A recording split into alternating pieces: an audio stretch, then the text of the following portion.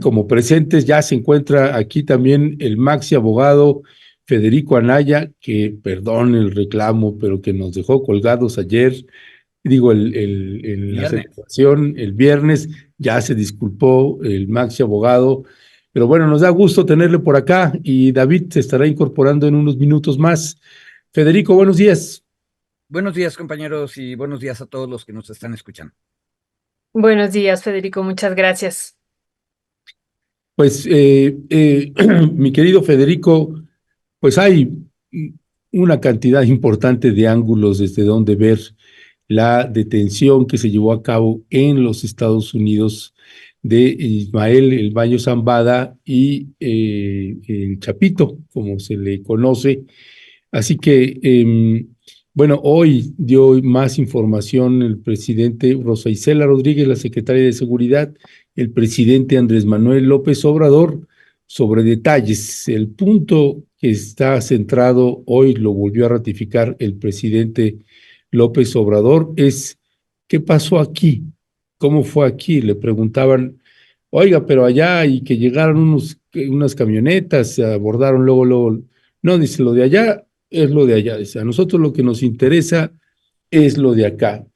Y una es entre lo que, pues, el viejo lobo de mar que está en Palacio Nacional, pues se hace como que no sabe, y otra es lo que realmente la información que hay. Ayer platicando con los maxi abogados en el chat, decíamos, bueno, esta intervención de todas las versiones que se han manejado, esta intervención que tuvo el gobierno, este operativo que hizo dentro de México para lograr la captura de estos dos narcotraficantes.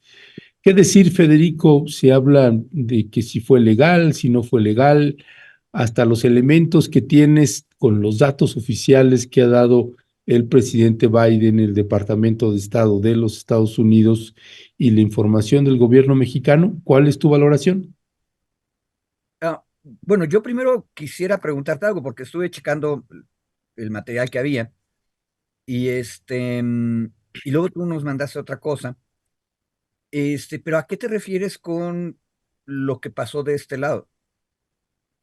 Sí, es decir, el gobierno de Estados Unidos y el gobierno mexicano, hasta donde yo entiendo, tienen un convenio de colaboración y se restringió el permiso de operación de agentes de la DEA, que antes eran muchos más agentes y ahora está de manera mucho más acotada, incluso el rango de operación que pueden tener y el compromiso de informar al gobierno mexicano de las operaciones que realizan dentro de Es, nuestro es territorio. correcto.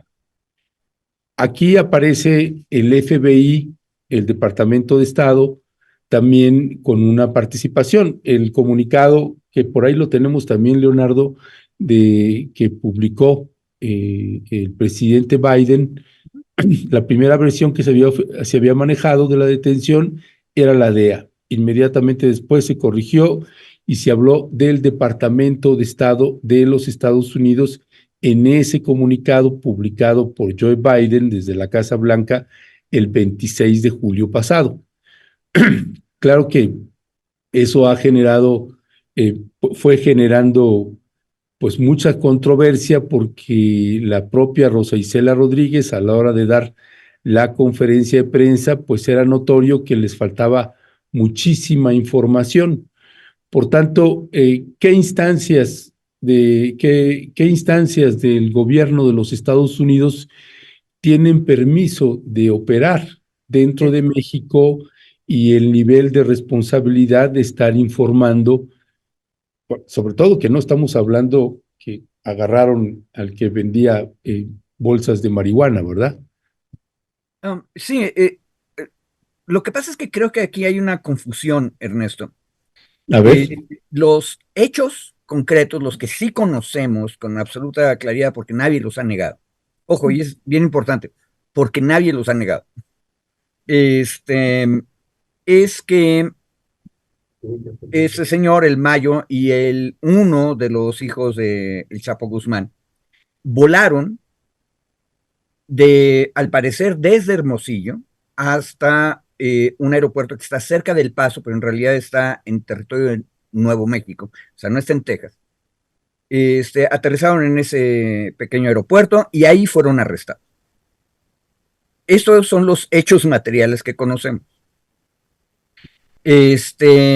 La explicación de esos hechos, la fuente más importante que tenemos es el New York Times, que a mí me causa una bronca porque el New York Times es la misma fuente que estuvo durante la campaña electoral mexicana diciendo que había un narcopresidente y que todo mundo criticamos la manera completamente irresponsable en que el New York Times estaba haciendo eso.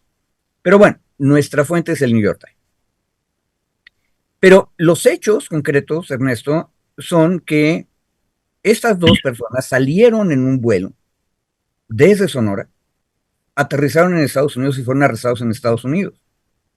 Se sugiere en la información del New York Times que hubo negociaciones, por lo menos dos vías de negociación que pueden haber ocurrido las dos al mismo tiempo o capaz de que es una u otra, eso no nos lo aclara, para que, uno, el Mayo Zambada se entregara y dos, para que el hijo del Chapo Guzmán entregara al Mayo Zambada. O sea, se entrega él mismo, pero en realidad lo que hace es ponerlo al Mayo Zambada en Nuevo México.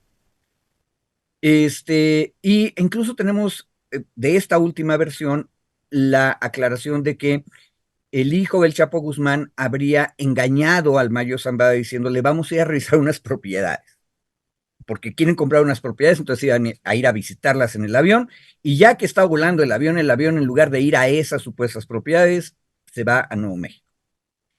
En alguna otra noticia acerca del asunto, le agregaron, y yo creo que ahí estamos ya haciendo novelas románticas y épicas, el comentario de que el Mayo Zambada cuando se da cuenta, lo único que pide es que le dejen tener el honor de haberse entregado o de haber sido engañado, no sabemos. Pero hasta ahí, los hechos que conocemos, tenemos una mala fuente que es el New York Times, y ahí no hay ningún elemento que haya ocurrido en territorio mexicano, compañero, salvo las negociaciones que el FBI y cualquier otra agencia de Estados Unidos haya hecho con el cártel. Y ojo, esas negociaciones no necesariamente ocurrieron en territorio mexicano, pueden haber ocurrido en otro lado. Recordemos que la cabeza más fuerte del cártel de Sinaloa, el Chapo Guzmán, que es el gran socio del Mayo Zambada, está en Estados Unidos. Y no solamente él, sino Ovidio, uno de los hijos. Entonces, todas las negociaciones y acercamientos con la familia Guzmán podrían haber ocurrido en Estados Unidos. Ahora, lo que mencionaste, Ernesto, es las reglas, no es nada más el convenio. O sea, hay una colaboración de los dos gobiernos, México y Estados Unidos, para luchar contra el narcotráfico. Pero lo que dijiste son las reglas jurídicas que el gobierno mexicano puso. O sea, las leyes mexicanas dicen, si los agentes de los Estados Unidos, de cualquier agencia, quieren trabajar en México, tienen que informar a la Cancillería y tienen que dar informes periódicos de lo que están haciendo. En principio, con los datos que acabo de decir, a mí no me queda claro que eso se haya violado. Pero eso es otra cosa. ¿Me explico? Muchas gracias, Federico. Pues ya está aquí David. David, muy buenos días. ¿Cómo estás? Bien, bien, buenos días, ¿cómo estamos? Qué bueno, David, que ya andas por acá. Gracias. Pues estábamos iniciando con este tema que ustedes propusieron, esta detención, entrega, secuestro, y que como pues hay varias versiones, y yo quisiera primero escuchar tu visión de esto. Y sobre todo, David, una cuestión que hemos estado platicando y que lo platicamos, me parece a mí, pues de manera profunda también con Jorge Luis Sierra, sobre que esto se daba en un contexto electoral, ¿no? En el contexto electoral de los Estados Unidos, y eso adquiere una particularidad. Y sobre eso, ¿cuál sería tu primera valoración antes de entrar a esta parte que a mí me ha llamado mucho la atención que ustedes plantean si esto fue legal o ilegal? Yo no me lo había planteado así, David. Mira, la pregunta, gracias, Violeta. La pregunta creo que partía Ernesto era justo sobre la legalidad de la detención. No lo colocaba así, pero era como si estaba permitido, digamos, este tipo de operación o esta suerte de operación, que, que una de las versiones dice que se pudo haber dado en el territorio mexicano. Y yo creo que ahí partiría más bien del tema de el peso que tienen estos dos personajes. Me parecería muy raro, o sea, muy extraño, que el peso de estos dos personajes, o con el peso que tienen, no hubieran ya tenido algo acordado en Estados Unidos. Uno o los dos. O sea, es prácticamente imposible pensar que sujetos de este calibre, digamos, de liderazgos en la delincuencia organizada, pues no hayan tenido ya cosas pactadas y acordadas previamente en Estados Unidos para hacer esta entrega. A mí me parece que fue una entrega más que una detención. Hay varios analistas que decían, incluso en el chat alguien ponía un artículo de Jesús Esquivel, justo que estaba revisando yo en la mañana, en el que decía que el acuerdo para la entrega del Mayo también era un acuerdo pactado, es decir, que no solo se trataba del hijo del Chapo, el que estaba dentro de este acuerdo, sino que también era un pacto, un acuerdo ya con el Mayo Zambada.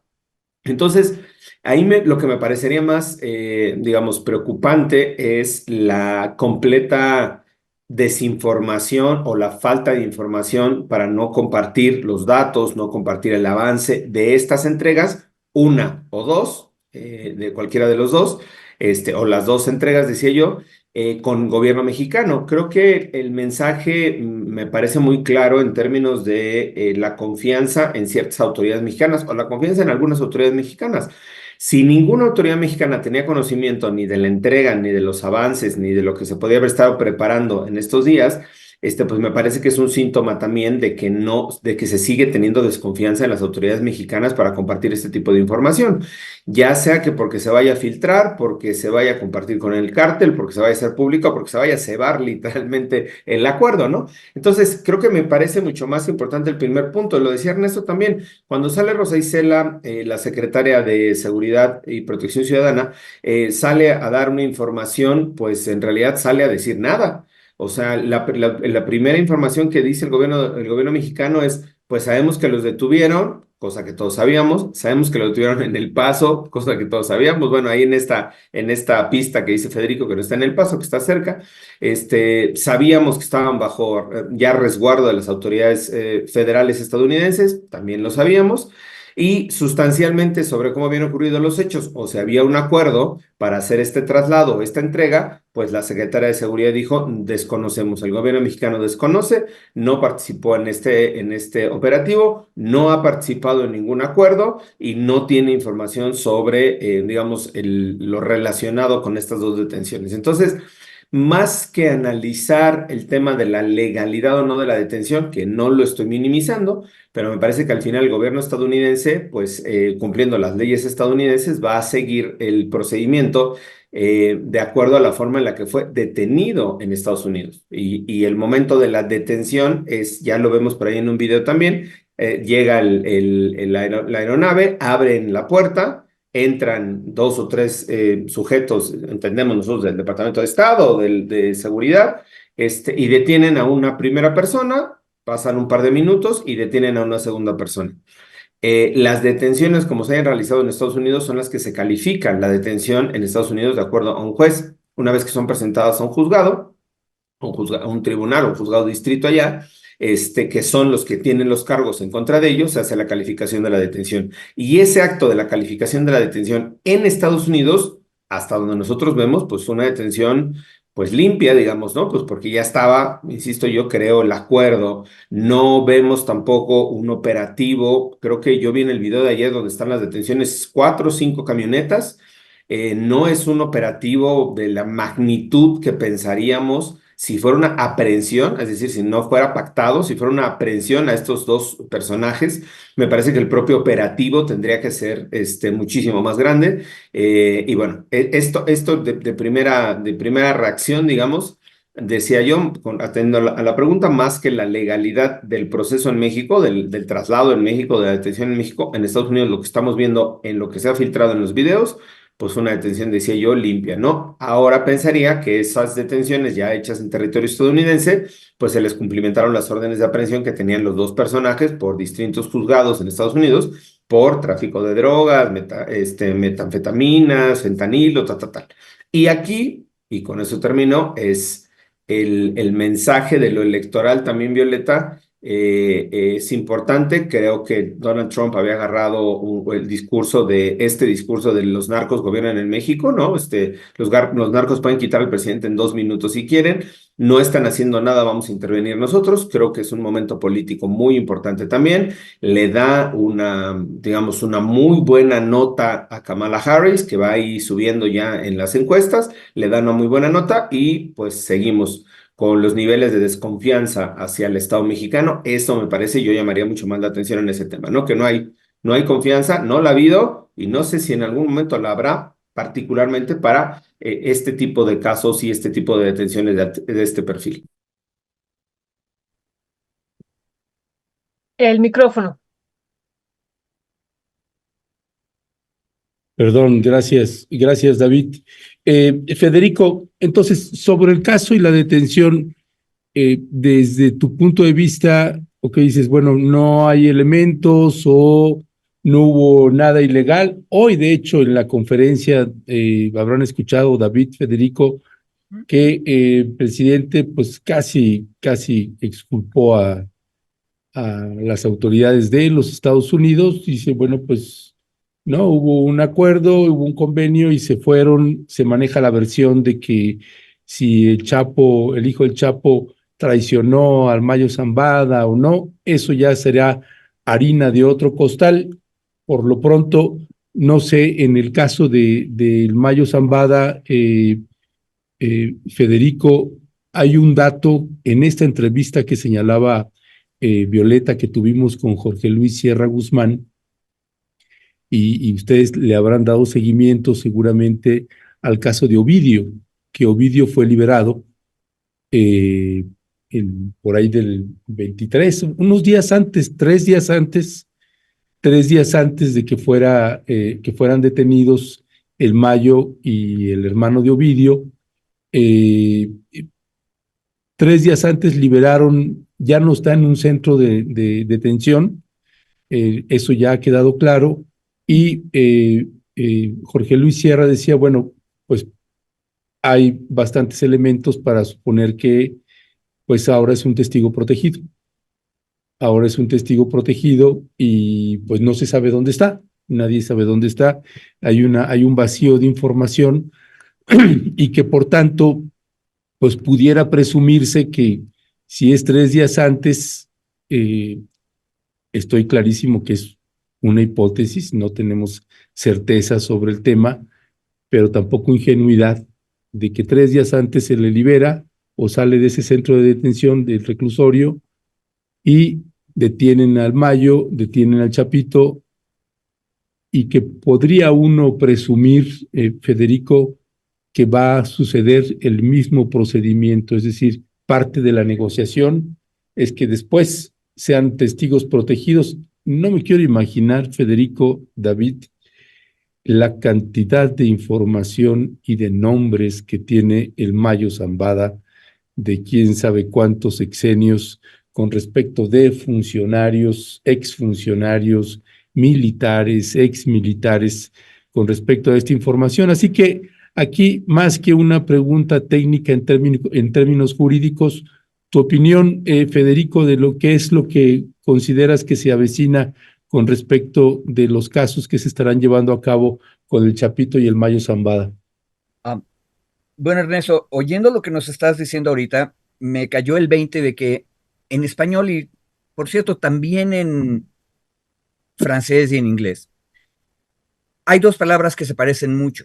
Ingenio, que significa ser inteligente para hacer cosas, e ingenuidad, que es ser inocente y ser tonto al interpretar las cosas. Este, y me parece extraño que las dos palabras sean tan cercanas. Porque en realidad quien tiene ingenio normalmente tiene que ser un poco ingenuo respecto de lo que la tradición le dice que debe ser el modo correcto de hacer las cosas, entonces uno tiene ingenio, inventa una cosa nueva y por lo tanto tiene que ser ingenuo también. Bueno, a ver, el problema de todo el tema del narcotráfico es que todos tenemos que jugar al ingenuo y al ingenioso simultáneamente, porque no tenemos datos suficientes. Pero hay una cosa interesante, otra vez siguiendo lo que tú dices. El asunto de si Ovidio había sido liberado o no, a mí no me quedaba claro en los últimos días. Lo que tú nos dices, que nos reporta Jorge Luis Sierra, creo que es mucho más razonable y creo, otra vez, lo he comentado en esta mesa respecto de las liberaciones de procesados mexicanos. No son liberaciones, son arreglos de en qué circunstancias van a seguir su proceso penal. Y eso es exactamente el punto con Ovidio, por lo que tú nos acabas de decir. En otras palabras, cambia su estatus de ser un acusado normal a ser un acusado que aparte es testigo protegido y por lo tanto está en otro lugar. Hay que tener mucho cuidado con las palabras, porque si decimos lo liberaron, entonces la narrativa que estás construyendo es que hubo un arreglo necesariamente malo y oscuro en el cual liberan a uno y agarran a otro. Bueno, entonces lo que cambió fue su estatus, ahora es un testigo protegido, eso es una cosa importante. Y ahí hay un detalle importante de lo que estás diciendo, Ernesto. Nos decía David que el problema es que esta detención en el aeropuerto de Nuevo México, cerca de Juárez, cerca de El Paso, en realidad es lo mismo, pero de aquel lado, nos demuestra la falta de confianza que tienen las autoridades de Estados Unidos en las autoridades de México. Eh, lo cual es cierto, estoy seguro que tienen desconfianza, más o menos la misma que las autoridades mexicanas tienen respecto de cualquier autoridad estadounidense. Los vecinos podemos estar condenados a vivir juntos, pero tenemos que desconfiar el uno del otro todo el tiempo. Eso es una cosa normal. Pero vamos a ver los hechos, los que sí conocemos. El cártel de Sinaloa, de manera sistemática en los últimos 3 años, ha tenido bajas debido a que Estados Unidos pide una orden de extradición y México la cumple. En el caso de Ovidio, el cumplimiento fue un desastre en el año 2019. Terminamos en una batalla que perdió el ejército mexicano en Culiacán. Y luego hubo varios operativos, prácticamente todos fracasaron hasta que finalmente agarraron a Ovidio. Luego Ovidio se va a Estados Unidos y pasa lo que acabas de decir, se vuelve testigo protegido. Eso está bien, es parte del proceso. Pero a mí no me queda claro hasta dónde podemos llevar la hipótesis de David en el sentido de que las autoridades estadounidenses no confían en las mexicanas. Pues tan confiaron que le pidieron la extradición no solamente de Ovidio, sino de varios otros, y México ha estado cumpliendo con eso, o sea, los detiene y luego los entrega. Lo cual le permite al sistema de justicia estadounidense, de procuración de justicia, armar un caso, negociar con los otros, liberar a unos como testigos protegidos, y ahí metí otra vez yo la pata, cambiarlos a testigos protegidos para armar mejor el caso y luego agarrar a otro. Bueno, hay un detalle. Incluso yo, si me pongo de ingenuo e ingenioso, te propondría otra hipótesis aclarando que es una novela lo que voy a decir. Es decir, estoy haciendo literatura porque no tengo datos. Puede ser que, como dice David, el gobierno de Estados Unidos no le tiene confianza a las autoridades mexicanas y entonces hicieron una labor de espionaje contra espionaje y negociaron con los dos que arrestaron y luego lograron que cambiara la ruta del avión, aterrizara en Estados Unidos y entonces los arrestan allá. Y como ya dijo David, a partir de que los arrestan todo, allá la detención es legal, todo en orden. Puede ser que haya sido por desconfianza de las autoridades mexicanas, pero también puede ser, hago también literatura, que es mucho más conveniente por el proceso electoral en Estados Unidos que Estados Unidos se lleve todo el crédito del arresto. 1. 2. También puede ser más conveniente que México no esté involucrado en la caída de la otra cabeza del cártel para evitar un exceso de violencia en el lado mexicano. Pero lo que estoy diciendo, y desde que dije que voy a hacer literatura, estoy haciendo literatura porque estoy inventando ingenua e ingeniosamente. porque no sabemos. Ahora, lo que sí sabemos, y regreso al punto, es que Estados Unidos y México han estado colaborando con mucha desconfianza mutua desde el gobierno de Andrés Manuel. Y lo que tenemos de cierto, verdadero, es que se piden extradiciones y se cumplen extradiciones. Un detalle que en medio de todos los reportajes que hemos visto sobre esta última detención me sorprendió. El Mayo Zambada tiene procesos de investigación criminal en su contra en Estados Unidos, muchos, y tan así que ya lo detuvieron apenas puso pie en Estados Unidos. Pero Estados Unidos jamás había pedido su extradición. O sea, había pedido la extradición de todos los socios Guzmanes, pero no de Zambada. Eso también lo tenemos, por cierto, esos son los reportes. ¿Por qué? Porque México no iba a agarrarlo, porque no estaba dispuesto a colaborar, esa es una hipótesis de literatura otra vez. Porque no querían causar un desquiciamiento del sistema de cárteles demasiado grande, porque eso no le conviene a ninguno de los dos lados, también, pero también es literatura lo que estoy haciendo. El asunto es que yo no iría como David a decir, es que desconfían de nosotros y por eso no nos dijeron nada. No, yo lo que creo es que hay una zona gris, no dominada por la legalidad, y qué bueno que me pediste una opinión no legal jurídica, que es más bien política, que es decir en qué momento nos conviene qué cosa a los dos lados. La administración Biden, demócrata, necesita tener un triunfo y lo necesita tener de ellos. O sea, no necesita un regalo de un gobierno extranjero. Entonces, una extradición hubiera sido pésima. ¿Por qué? Porque entonces significa que Biden es tan débil que depende de su vecino débil, México. Eso es malo para la elección. Y si de repente resulta que hay una negociación que permite que el hijo del Chapo entregue a Zambada, o que Zambada, que esa es la otra versión, está muy viejo y decidió negociar y se entrega, pues qué bueno que lo hagan. El gobierno mexicano políticamente voltea hacia otro lado mientras lo hacen. ¿Por qué? Porque su aliado geopolítico va a tener un triunfo que necesita en ese momento una administración demócrata que es aliada de México. Eso es política. Y eso es espionaje. Ojo, el espionaje se da entre todo mundo, incluidos los aliados. Y no podemos andar por el mundo con la inocencia, y ojo, no uso ingenuidad, la inocencia de creer que todo tiene que ser legal, porque en la realidad política la ley es solamente una parte relativamente pequeña de la realidad. Perdón, yo me quedo con esta última parte de Federico para hacer una pregunta. A ver, Federico, cuando yo hablaba de la información al gobierno mexicano no me refería a la extradición, o sea, no me refería a un proceso formal de detención en México, de extradición. Yo me refería a información. Entiendo que es un golpe político, digamos, un golpe, una acción política para el gobierno de Estados Unidos, le conviene a los demócratas, o sea, eso tiene como muchas aristas en lo político.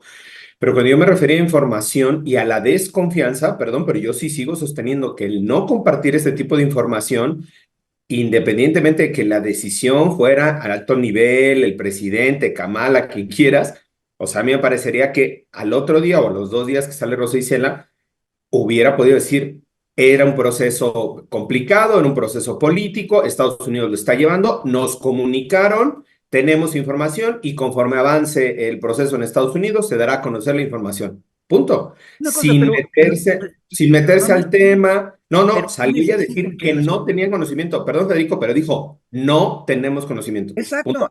estoy de Bueno, acuerdo. pues eso a mí me parece, perdón, pero detienes a los dos de los más importantes, de los 10 líderes de los cárteles más importantes de México, desde territorio mexicano, los sacas de territorio mexicano, aigasido, como diría la expresión inefable, y David, el el problema es que Estado no mexicano no sabemos tiene hasta cuándo conocimiento. Perdón, a mí me parece nada más básico de información. Yo no digo solicitud de colaboración, extradición, nada. Nada A más ver, informarle, oye, voy a detener, porque, perdón, termino la idea. ¿Qué es lo que pasa ayer?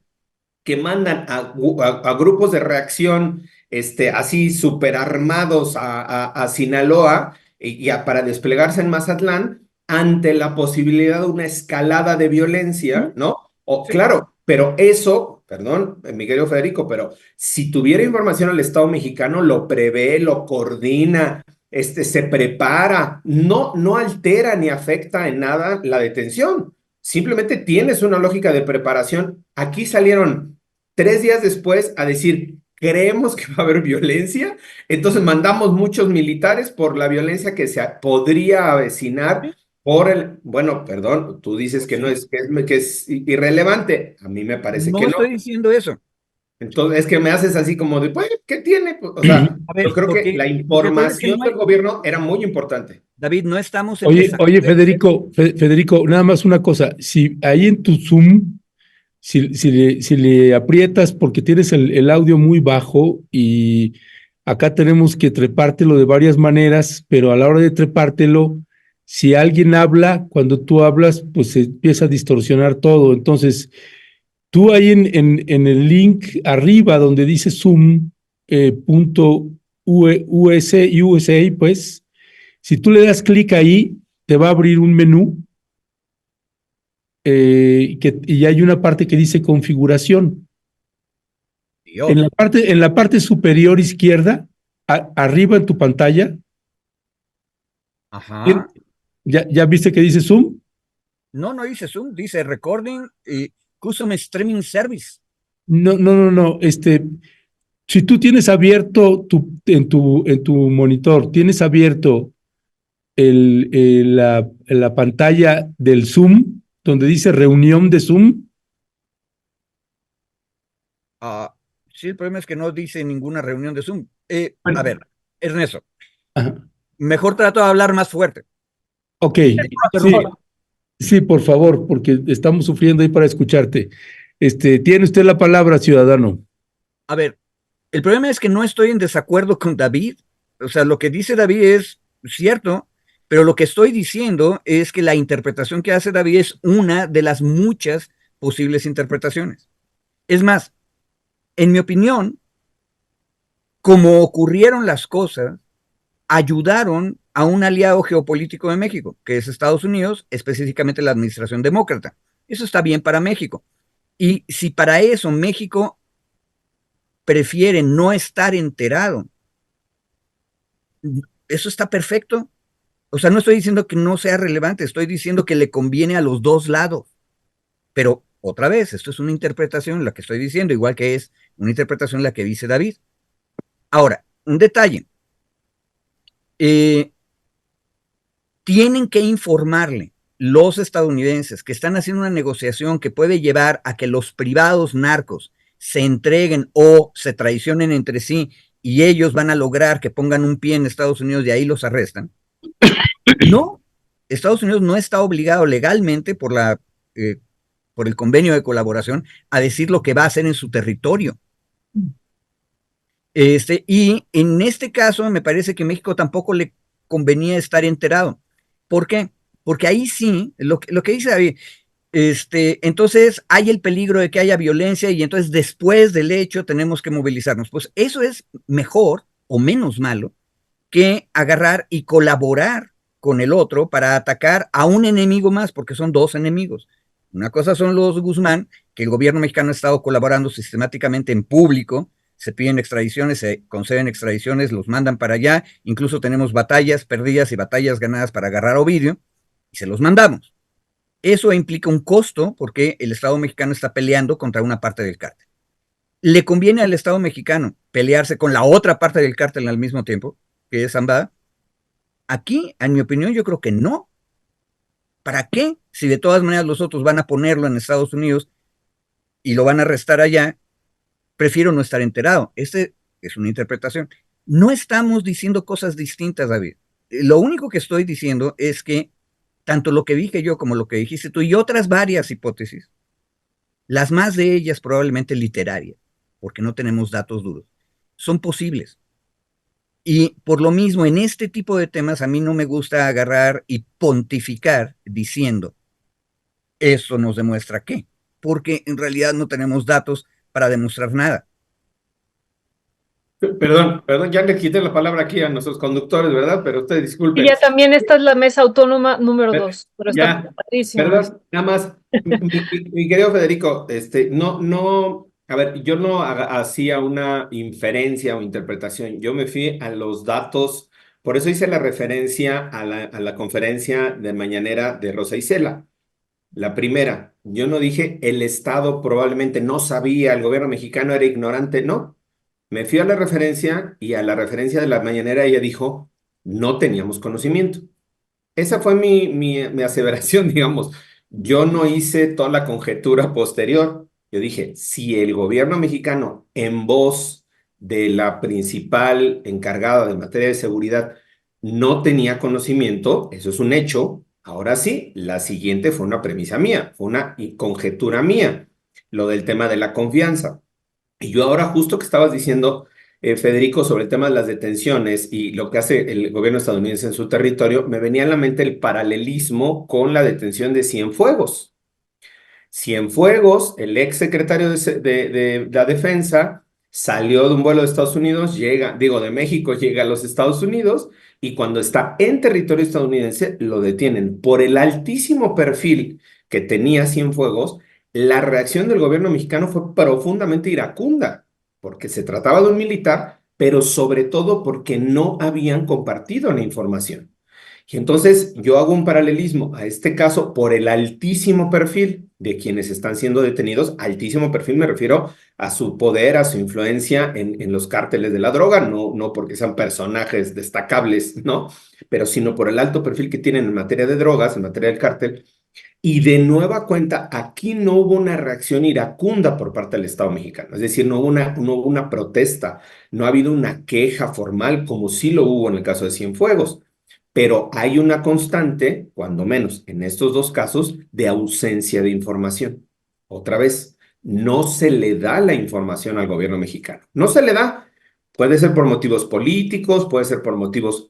Una de mis hipótesis es que no se le da al gobierno mexicano porque se sigue desconfiando de algunas autoridades del gobierno mexicano. Esa sí es hipótesis mía. Pero yo nada más pienso en estos dos asuntos de muy alto perfil, donde están implicadas autoridades estadounidenses, donde hay una detención en territorio estadounidense planeada, pensada, orquestada, es decir, no es que fueran en un choque de carros, los detienen y, ay, mira, aquí está Mayo Zambada, deténlo, ¿no? No, hay toda una operación detrás, operaciones, insisto, que no son compartidas, no es inferencia mía. El Estado mexicano, el gobierno mexicano dijo que no tenía conocimiento. La siguiente era la que yo decía.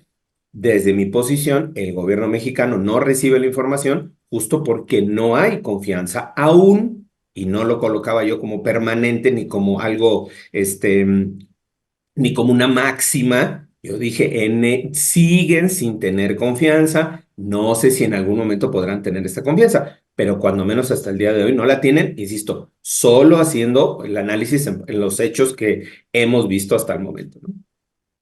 Muchísimas gracias, David.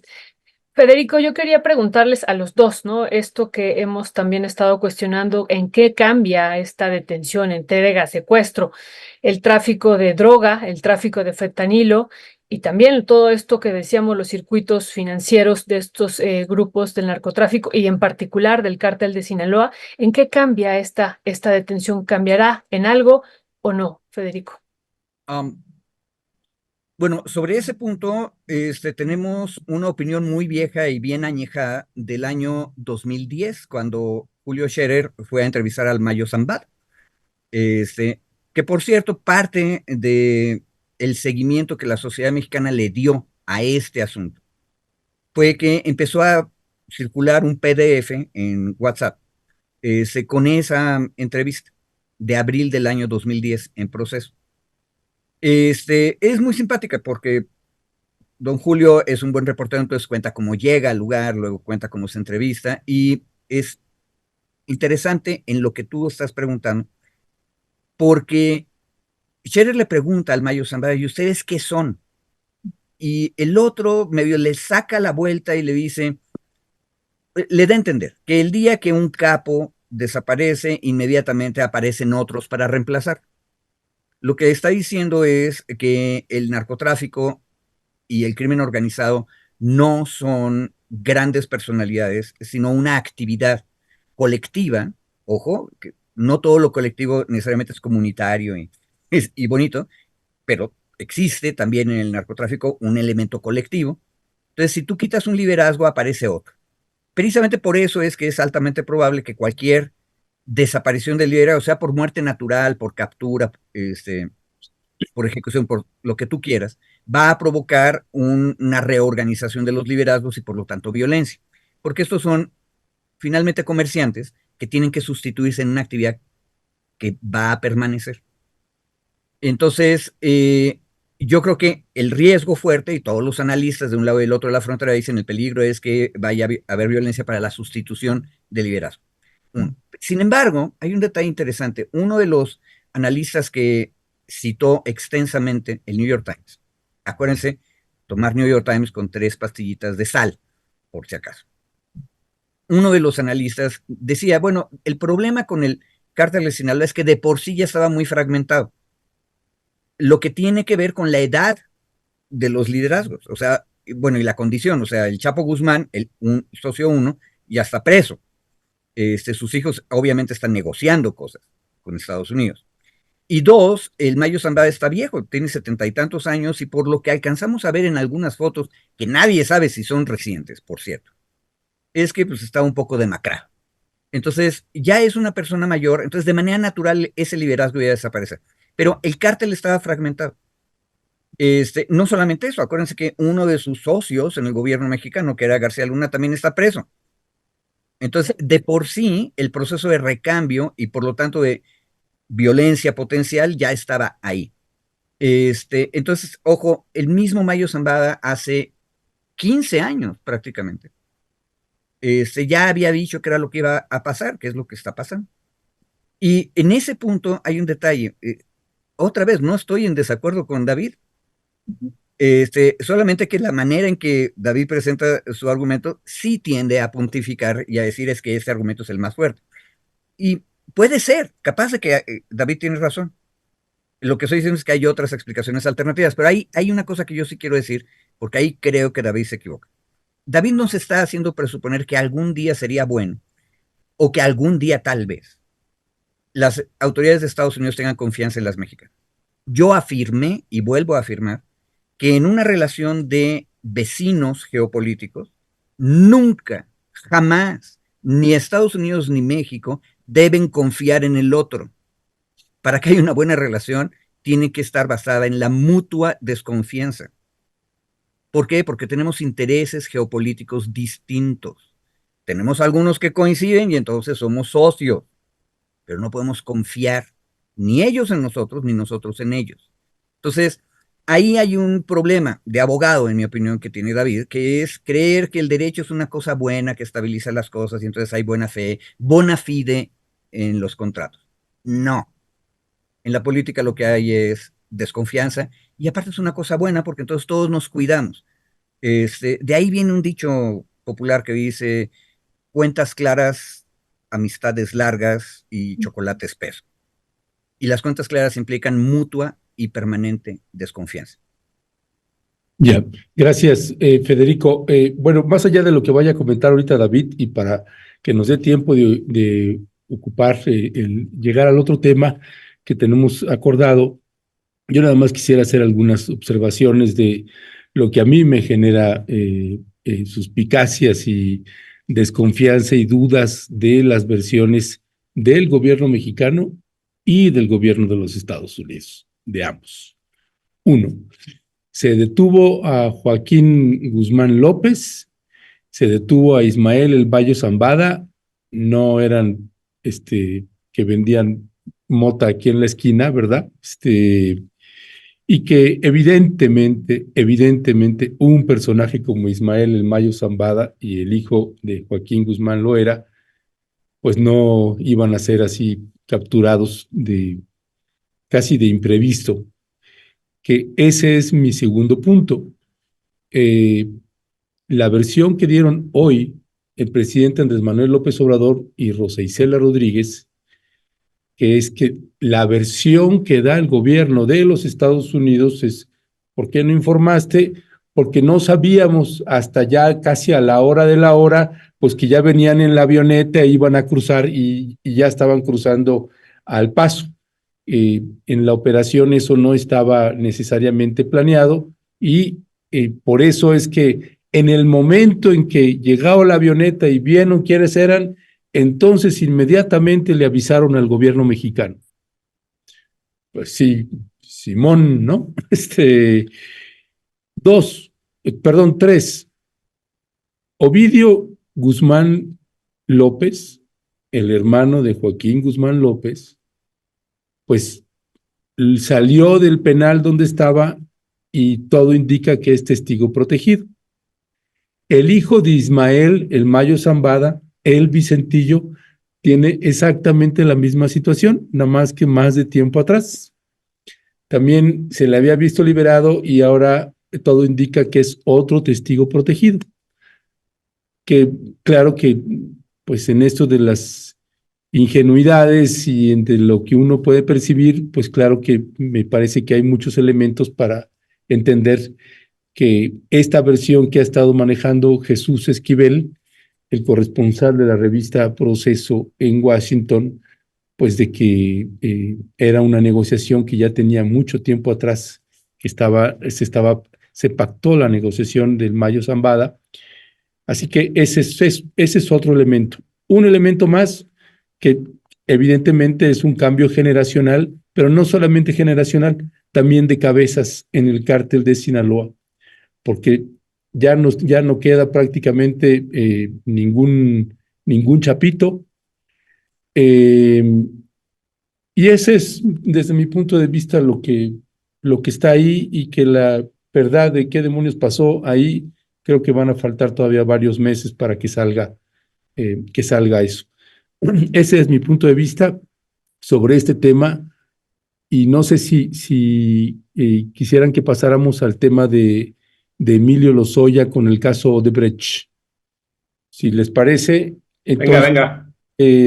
pues David Peña precisamente proponías este caso. Ahora será enjuiciado Emilio Lozoya, ya nos corregirás si estoy diciendo algo que no va.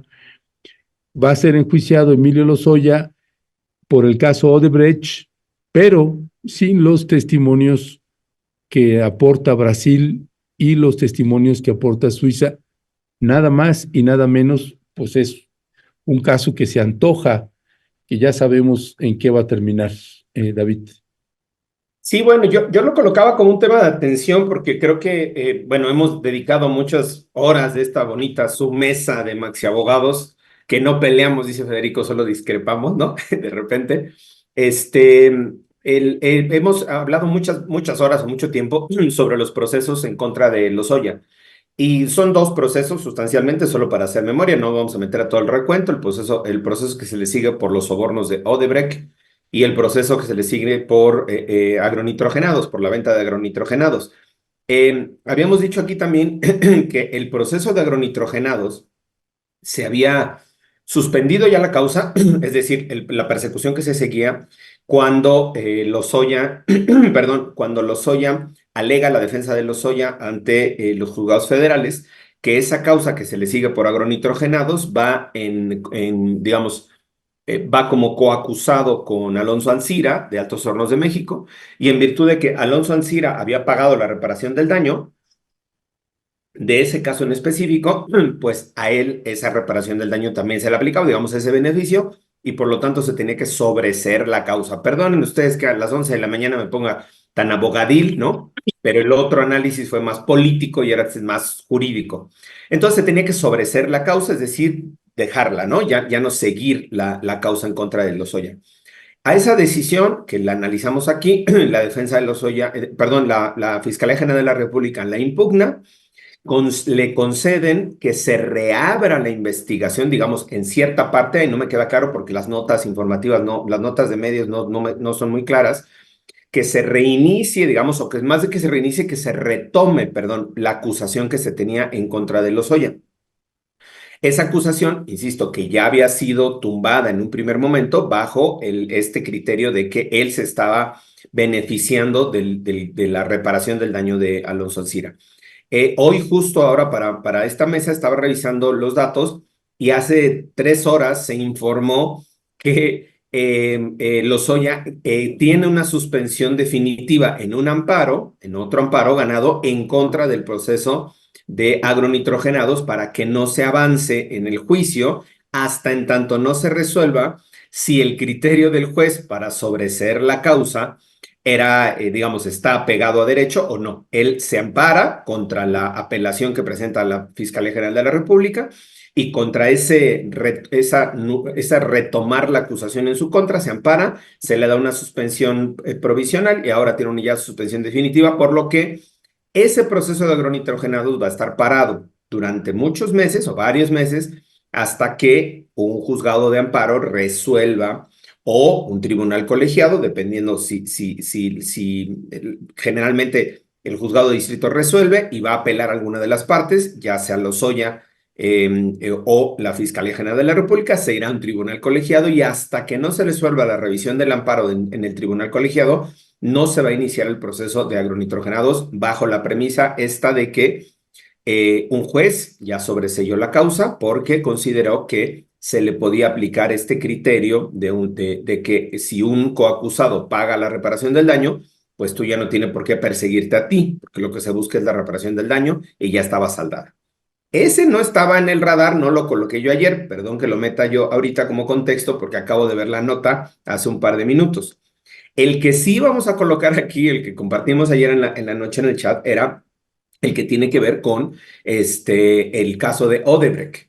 Aquí habíamos dicho también que una de las pifias que tenía la Fiscalía General de la República, ya no sé si llamarla incluso pifia o en algún momento decíamos ya es digamos, una acción de complicidad por parte de la Fiscalía General de la República, había presentado, si mi memoria no me falla, un conjunto de 29 pruebas, 29 datos de prueba en este proceso, en el de Odebrecht, con los cuales se garantizaba o más bien se probaba los flujos de dinero que había tenido en su cuenta Lozoya, alrededor de 7.2 millones de dólares. La acusación formal es de 10.6 millones de dólares. Estos documentos probatorios de Brasil y de Suiza, del sistema bancario de Suiza y del sistema financiero de Brasil, probaban que se le había transferido a la cuenta, a una de las cuentas propiedad de Lozoya, estos 8, 10 millones de dólares, digamos, ahí en el rango entre los datos que se tenían y la acusación. Pongamos de 10 millones de dólares. La defensa impugna la forma en la que fueron obtenidas esos datos de prueba, la forma en la que fueron ingresados esos datos de prueba y ganan, en definitiva, ya en procesos separados, que esas 29 pruebas sobre el sustento de las transferencias financieras va para afuera, digamos, se elimina del proceso. Eso ya no lo puede impugnar la Fiscalía General de la República, lo impugnó y perdió. Y ahora se anuncia justo el miércoles o jueves de la semana pasada que se tiene ya que avanzar con ese proceso, el de Odebrecht. Y por eso era noticia, y lo traíamos acá a esta mesa. Pasó un poco ahí de noche en algunas notas, pero a mí me parecía muy importante el que ahora sí, ya vamos a ver en el juicio y vamos a conocer qué pruebas tiene la Fiscalía General de la República, qué sustento le da, o más bien, cuáles son los datos de prueba que tiene para sustentar esa acusación y sobre todo cuál va a ser la actitud de la Fiscalía General de la República en el juicio. ¿Serán juicios públicos? ¿Serán juicios con presencia de medios de comunicación? Por el perfil y por el tipo de delito no hay ninguna restricción para que sean audiencias cerradas o audiencias privadas y por lo tanto vamos a conocer por fin cuáles son todos los datos de prueba que se tiene de la Fiscalía General de la República, perdón, para acusar a Emilio Lozoya por el caso de Odebrecht. Va a empezar en unas próximas semanas este proceso, este juicio, va a llamar muchísimo la atención, desde luego por la información que pueda tener la PGR, la Fiscalía General, perdón, pero sobre todo por la información que pueda tener Lozoya, si es que en su momento se decide que pueda declarar y si es que en su momento se decide también que pueda dar información. Creo que es muy relevante, decíamos, es de los pocos casos de corrupción del sexenio pasado o de los años pasados, de los gobiernos pasados, que se llevó un proceso judicial. Ahí la Fiscalía General de la República está bastante débil en sus acusaciones, pero bueno, creo que esta es una muy buena oportunidad para revisar justo cómo está tanto la actuación del Poder Judicial, en este caso en específico, como la actuación de la propia Fiscalía General de la República, y lo vamos a ver en las próximas semanas, literalmente prácticamente en vivo, porque, bueno, no es que sea transmisión en vivo, pero me refiero, va a haber acceso a medios de comunicación, entonces lo vamos a poder conocer cuáles son el sustento o la debilidad o la fortaleza de la acusación que se tiene en este caso. Gracias, David.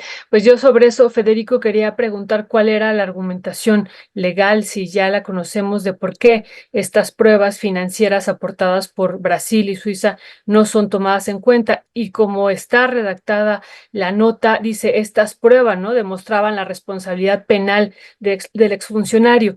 Esto implicaría que ya no habría una responsabilidad penal, que también esa es otra duda, sin estas pruebas, o todavía hay la posibilidad de una responsabilidad por este penal, por este caso, Federico. Bueno, Violeta, eso nos lo explicó David hace meses, cuando salió la primera nota en el sentido de que las pruebas recabadas por la Fiscalía habían sido declaradas inválidas. Lo que ahora estamos enterándonos es que la Fiscalía obviamente apeló esa decisión y ahora lo que sabemos es que perdió su apelación. Hace meses David nos explicó que el problema era que sin esas pruebas lo más seguro es que no vaya a haber responsabilidad penal. Entonces, no, Violeta, lo más seguro es que pierda la Fiscalía General el caso. Por eso Wow. es relevante la nota. Sí, sí. Y ahí yo me sumo a la explicación que nos dio David. Y lo que va a quedar es una cosa que no es jurídica específicamente, sino que es ver cómo los actores en este juicio, que incluye la defensa de Loyola, de Lozoya, fue eficaz o no eficaz. Entonces ya sabemos que la Fiscalía General de la República hizo mal su trabajo, fue ineficaz, y los defensores de Lozoya fueron muy eficaces. Lo que hicieron fue desmantelar las pruebas que había en contra de su cliente. Las pruebas fueron declaradas inaceptables durante el juicio, entonces cuando se lleve a cabo el juicio esas pruebas no van a estar ahí y por lo tanto el juez no va a tener manera de condenar. Esa es la estrategia de la defensa. Y por lo que estamos viendo, lo más seguro es que gane. Ahora, como todo esto se hace en público, nos enteramos de muchas cosas, que es lo que nos está sugiriendo David que debemos hacer. No es nada más la debilidad de la fiscalía, sino la increíblemente grande fortaleza de los abogados privados que el dinero puede comprar. Sí. Y por lo tanto, lo vulnerable, con eso termino, que es el sistema judicial. Sistema judicial, ahorita tú tienes a todos los magistrados, jueces y ministros desgarrándose las vestiduras diciendo, es que nosotros somos los árbitros imparciales, lo cual es formalmente cierto, pero no nos están diciendo que ellos saben que del otro lado los que están acusando y los que están defendiendo son socialmente dispares. Es muy imbécil la Fiscalía General de la República, en un lado, y por el otro lado son muy hábiles los abogados que compran el dinero. Y sabiendo eso, el tribunal se pone su toga de absoluta imparcialidad y lo que hace es darle palo al argumento que está más débil. Ahora, ¿eso está bien? Sí, porque tampoco querríamos que el tribunal condene sin pruebas, ¿verdad? Porque hoy nos vamos a sentir todos muy contentos porque condenaron a Lozoya sin pruebas, que eso es lo que en el fondo de tu corazón está pensando, Violeta. Sí. Yo también estaría muy contento si eso pasara, pero el problema es que pasado mañana va a ser con otra persona, que no es Lozoya. Entonces los tribunales no pueden condenar sin pruebas. Ya. Bueno, gracias, Federico. No sé si quieres, te toca cerrar. David, si quieres cerrar con una reflexión final a propósito de lo que señala ahí también Federico. Sí, yo creo que solo el tema del cierre del sexenio, yo no voy a hablar en el gobierno, digamos, pero creo que este caso nos da la radiografía de la debilidad de la Fiscalía General de la República. Creo que él es uno de los actores, lo hemos señalado aquí como en 755 ocasiones, es uno de los actores que no abonó a la transformación, que no hizo un cambio en términos de procuración de justicia, pese a que pues ya había sido nombrado autónomo y tal. Federico nos hacía el recuento que ese candidato en específico no era el candidato del presidente, pero al final fue el que quedó. y creo que el largo lastre, la larga, digamos, la extensión de la impunidad se ha perpetuado en la Fiscalía General de la República. No es momento para poder sentarnos a pensar en una transformación, en una reestructuración de la Fiscalía General de la República. Decíamos aquí, como parte de la continuación de las reformas al Poder Judicial, y sí pensando en una reforma de justicia, en materia de justicia, más allá de la que se tiene hoy en términos administrativos del Poder Judicial, creo que tendríamos que seguir pensando en una reforma a las fiscalías, al tema de procuración de justicia, y ahí sí creo que abrir la posibilidad, y no es quedarnos callados, creo que hay que subir la voz cada vez más sobre los riesgos que implica, la debilidad que implica Hertz Manero al frente de la Fiscalía General de la República, digamos, incluso la debilidad que ha tenido para procesar estos casos. Y decía yo, la suma de negativos que ha tenido también con ello a la propia evaluación del gobierno de la Cuarta Transformación, en ese caso, digamos, en ese aspecto en específico que tiene que ver con Procuración de Justicia, ¿no? Sabemos que es un organismo autónomo, pero también pensábamos que iba a tener una alineación mucho más seria, mucho más consistente en términos de combate a la impunidad, de combate a la corrupción, de enfrentar todos estos procesos del pasado, ya estos personajes del pasado. Y bueno, yo decía, es la radiografía, creo que es el caso que más nos da la sintomatología de cómo está realmente la Fiscalía General de la República. Está el otro caso, Juan Collado, todavía por ahí, que ha perdido creo que 2 o 3 rounds también ya la Fiscalía General de la República.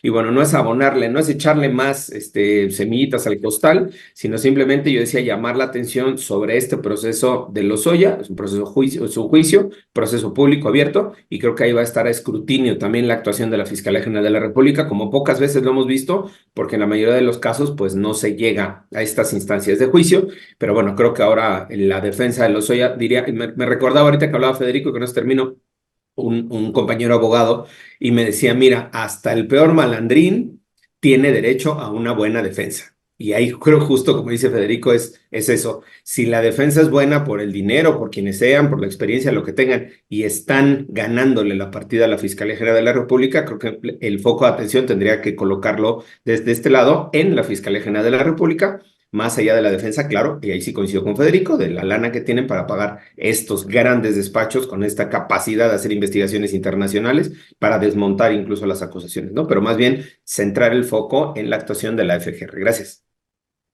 Gracias a ti, David, y gracias por acompañarnos también el día viernes en este 12º aniversario. David, gracias por estar ahí. Y Yo sí no falté, mi querida Violeta, yo sí no fallé a la convocatoria, acudí puntualmente, gracias. Y a Federico lo esperamos en el 13º aniversario y en las otras celebraciones que estaremos haciendo. Así es que un abrazo a los dos y muchísimas gracias por sus reflexiones. Abrazo. Gracias a ustedes, cuídense. Abrazos, gracias. Hasta la victoria siempre, compañeros.